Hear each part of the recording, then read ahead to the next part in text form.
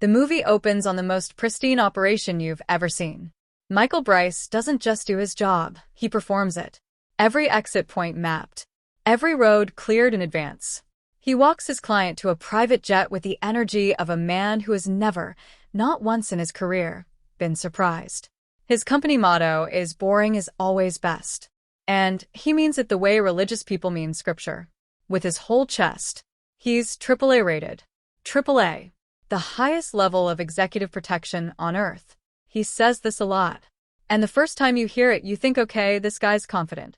By the fifth time, you understand something different is going on. This man has built his entire identity on a rating system. His self-worth is laminated. And then, in a single night, it all falls apart. One of his clients, a Japanese arms dealer named Kurosawa, gets shot dead. Not by someone who snuck past Michael. Not through some elaborate trap. Just gone. And Michael's AAA rating goes with him. Because when you're the best and someone dies on your watch, there's no explanation that lands right. There's just before and after. 2 years later, Michael Bryce is driving a 2009 Honda Civic and babysitting a coked-up British attorney who can't decide if there's too much cocaine or not enough. He's still technically in the protection business. But the clients who hire him now are the ones no one else will take.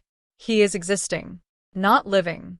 Meanwhile, in a courtroom in The Hague, a former Belarusian dictator named Vladislav Dikovic is on trial for ethnic cleansing on a massive scale. And the prosecution is getting cooked. Every witness they lined up has disappeared. The case is bleeding out.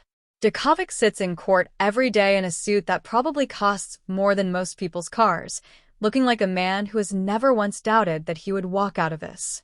The only person who can still put him away is a hitman named Darius Kincaid. A man who has 250 confirmed kills across multiple continents and who, in April 2012, sat in Dikovic's palace and watched him order the slaughter of an entire village. Darius was there to be hired. He turned the job down. And on his way out, he documented everything he saw on a private server that Interpol doesn't know exists. The deal on the table is simple. Darius testifies by 5 p.m. tomorrow, and his wife Sonia goes free. She's been sitting in a Dutch prison. Not because she did anything in this case, but because she's Darius Kincaid's wife, and that's apparently enough. Interpol loads Darius into a convoy with a security detail they describe as elite. Darius looks at these 12 off-duty cops and says, basically, good luck. And he's right to be skeptical.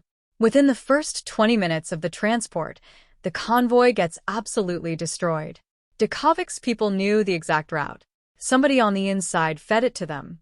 The lead agent, a woman named Amelia Roussel, manages to get Darius out alive. She's bleeding. The unit's compromised. She has no safe channels and no backup she can trust. And there's exactly one person she can call who is completely, provably outside the loop on this operation. Her ex-boyfriend. Now here's where the movie does the thing that makes it work. Amelia calls Michael. And Michael, who has not had a good 2 years, who blames Amelia for the Kurosawa situation, who is still very much processing what she did to him, picks up the phone. She says she needs him. He says pass. She says it wasn't a question.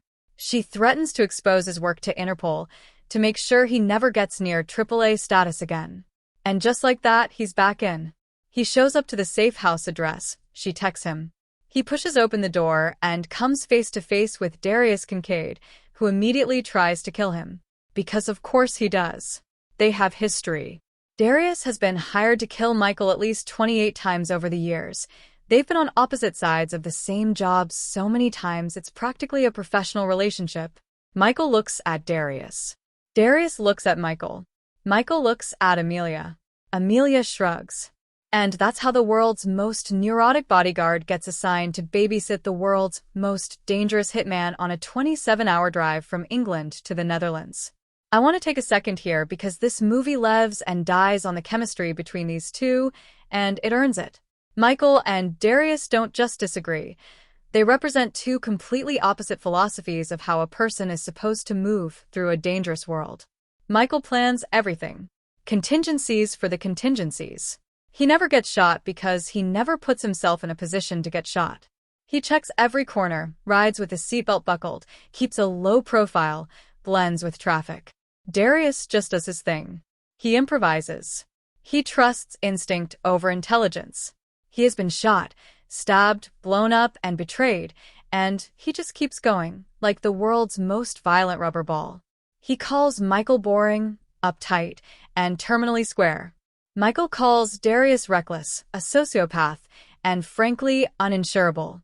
They're both right. The road to Amsterdam is not smooth.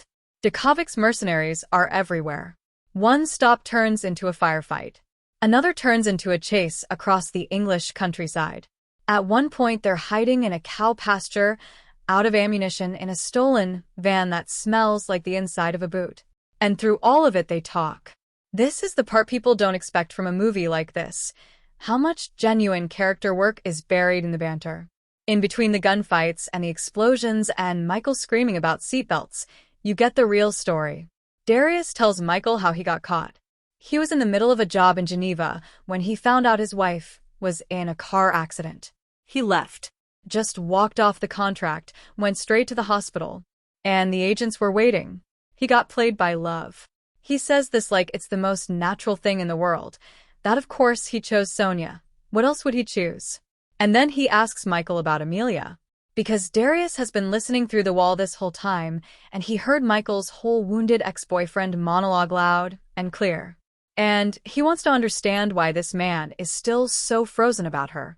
Michael's story comes out in pieces. He was AAA, top of his field. And then he fell for Amelia, which he had never done for anyone in his career, and in a moment of weakness, the only moment, he told her his client's name, Takashi Kurosawa. And shortly after, Kurosawa got killed at the airport. And Michael spent 2 years certain that Amelia had used that name, climbed the Interpol ladder on his trust, and left him to burn. He held that for 2 years, built a whole architecture of bitterness around it. And then Darius says something quietly devastating.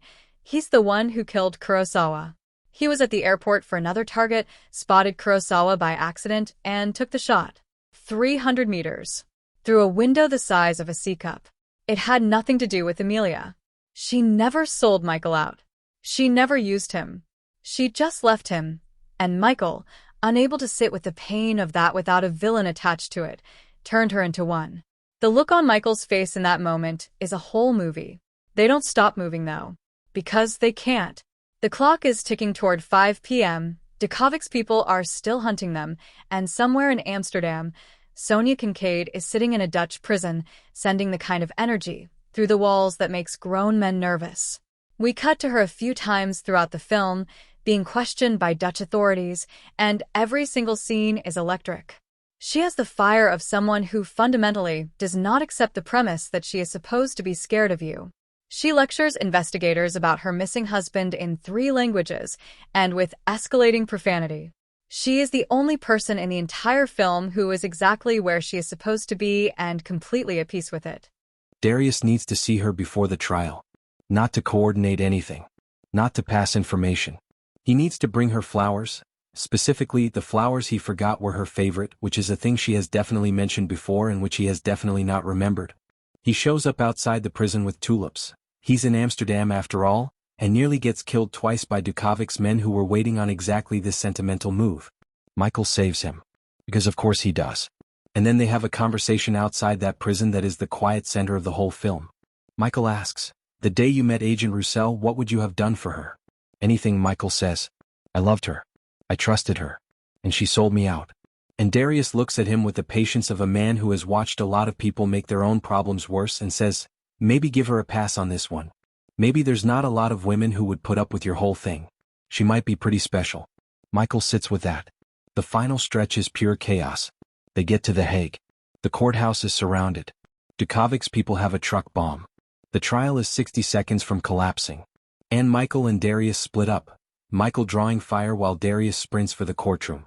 Darius walks in bleeding, covered in the aftermath of about 15 different fights, and plants himself in the witness stand with the energy of a man arriving exactly on time for something he's had no doubts about. He testifies. He gives the court the password to his private server, and this is where the movie pays off a character detail it planted earlier. The password is, Djokovic is Sadik. All caps. Except Dick is lowercase. He wasn't going to trust Interpol with something this important. And then Dukovic does something that nobody expected. He stands up and confesses. Not out of guilt. Out of arrogance. He says, yes, the charges are correct. I am the rightful ruler of Belarus. I will do as I wish. He's choosing the theater of conviction over the technicality of acquittal, because a man like Dukovic would rather be remembered as powerful than escape as a fraud. He also triggers a backup plan, the truck bomb outside, which Michael has to deal with while bleeding on a rooftop with Dukovic's personal enforcer trying to throw him off the ledge. He doesn't get thrown off the ledge. Dukovic tries to make a speech to Darius about how there is no redemption, no atonement for a man like him. That his whole life is just a trail of corpses and this moment won't change what he is. Darius listens to the whole thing. And then he says, I don't know about all of that. But you messed up when you shot my bodyguard. And just like that it's over. Dukovic goes to prison. Sonia goes free. Michael gets his reputation restored. And Amelia, who was stripped of her credentials mid-operation by a superior who turned out to be the leak, gets her moment in the sun. Darius spent the car ride over giving Michael a full emotional pep talk while she listened on speakerphone. The last scene of the movie is Darius breaking out of prison, a different prison later, to make it to his wedding anniversary with Sonia. She greets him with the energy of someone who both expected this and is completely delighted. They dance. She calls him her cucaracha. He calls her the love of his life. And Michael and Amelia find their way back to each other. Quietly, without making a big production of it. Because sometimes the thing you needed wasn't to win the argument, it was to find out there was never an argument to begin with. The Hitman's Bodyguard is funnier than it has any right to be and more emotionally honest than you expect. Two men who operate by completely opposite philosophies, spending 24 hours together in the worst possible conditions, and coming out the other side genuinely changed by it. All the best buddy movies are about that. And this one earns it. Subscribe and hit the bell if you want to catch the next one. Thanks for watching.